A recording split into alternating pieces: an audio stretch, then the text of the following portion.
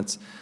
Chairman Gronberg, on page 1 of your testimony, you say that FDIC institutions are posting record profits, and yet on page 6 you say that the profitability ratios are below pre-crisis levels, making it unattractive to start a new bank. Which one is it? If you can push the button. Sorry.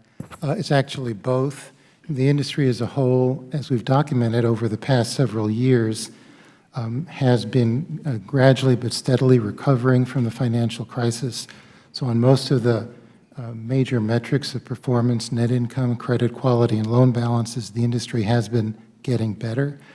But it's something of a tribute to the industry that they've been able to do that in an economic environment of very low, historically low interest rates and low net interest margins, so that the margins they're able to generate on their loans are narrow, but they've actually been able to compensate for it. And this is particularly true of community banks by expanding lending activity. I just think it's inconsistent for you to suggest that there is not, that the profitability ratios are so low that it's unattractive to file an application at the same time you say that they're record profits. People do want to get into this business and service the need and the demand that's in the economy. 94% of all bank applications since 2009 have not been approved. 94%. Do you really believe that all those bank applications don't meet the needs of the communities? Well, I mean, are we really supposed to believe that 94% of the applications were insufficient? If I may say, Mr. Chairman, 2009 was the second year of the financial crisis, probably the most severe financial crisis, at least since the Great Depression. In 2009, we had...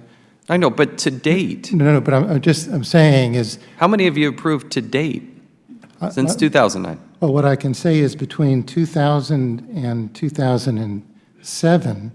That's not what I'm asking. No, but my point is, Mr. Chairman, if I may just respond, we've had a post-crisis environment really since 2009, which is in some measure unprecedented. We had the most severe financial crisis. Okay, you're not answering my question. Well, no, I'm trying to explain that we've had the longest prolonged period of near zero interest rates in our country's history. At the same time, you're posting record profits, yeah, no, and you're not approving any applications. That's the problem. We're not, if I may explain, we're not receiving applications, and the reason for that is 94% of the ones you did were not approved. You only approved 3. You have to. We've had a small number of applications, as you know, and we have an environment in which it's difficult for an institution to demonstrate a viable business plan. We've had established institutions coping with a challenging environment by generating larger volumes of loans to generate revenue. You're not answering well, the question. I'm trying to. I know, but you're not. I can't. That's what I'm explaining to you. You may be trying, but you're not answering the fundamental question. For new institutions to get over the hurdle, they not only have to be able to generate revenue, but they also have to get over the fixed cost of establishing the institution. And in a near zero interest rate environment, that becomes particularly challenging. But they're posting record profits. So you can't have it both ways. And my fundamental challenge is that you've only approved 3. And then that's highly suspicious. I think there's more systemic risk because the cruel irony of all this is there are fewer institutions that have more leverage, more of the play. And so you have very large institutions out there that are trying to get into this business. You have applications that are pending for a long period of time. One application's been pending since 2008. Another application is showing pending since 2009.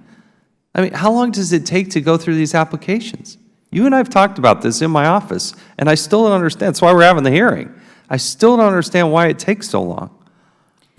Well, I think without speaking to a specific application, I think, as you know, the ones that are pending relate to industrial loan companies. There was a more than 3-year moratorium period and an additional moratorium period, I think, during the, Is that still in place? no, that expired in 2013.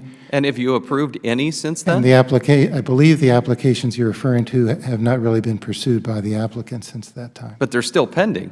They're still pending. What are they supposed to do? I mean, they're pending. If the Do applicant, they have to come and say, will you please continue to do your work? I mean, these institutions, they spent 7 figures putting these things together. Why aren't you, if they're still pending, why aren't you taking action on them? the applications as they currently stand, Mr. Chairman, I don't think would meet the standards, and the institutions have not pursued them. They have pursued them. They're pending before your body. But they're no longer actively engaging with us on the application, I believe, Mr. Chairman. So they submit the application, they've done everything they're supposed to do, and it's still pending, and they need to show activity? Well, You state that you're going to put out some guidance, right? When is that going to happen? I think we're going to do it, I think, over the course of this year. No. Give me a, come on. Give me a Certainly date. before the end of How long have you been working on it? As I indicated. When did you start the process of coming up with the guidance? We've already issued guidance, and as I mentioned, in 2014 and 2016. No. You're not answering the question. I'm sorry I'm going over time here, but this is a very simple question. You put it in your opening statement. Yeah. Okay? When will you actually complete this exercise? When did you start it? And when are you going to publish it? I believe we began it earlier this year, and I believe we'll publish it before the end of the year, Mr. Chairman. And if you like, I'll come back to you with a specific timeframe for doing that. That would be great. I've gone past my time. Let me now recognize the gentleman from Maryland, Mr. Cummings. Let's start.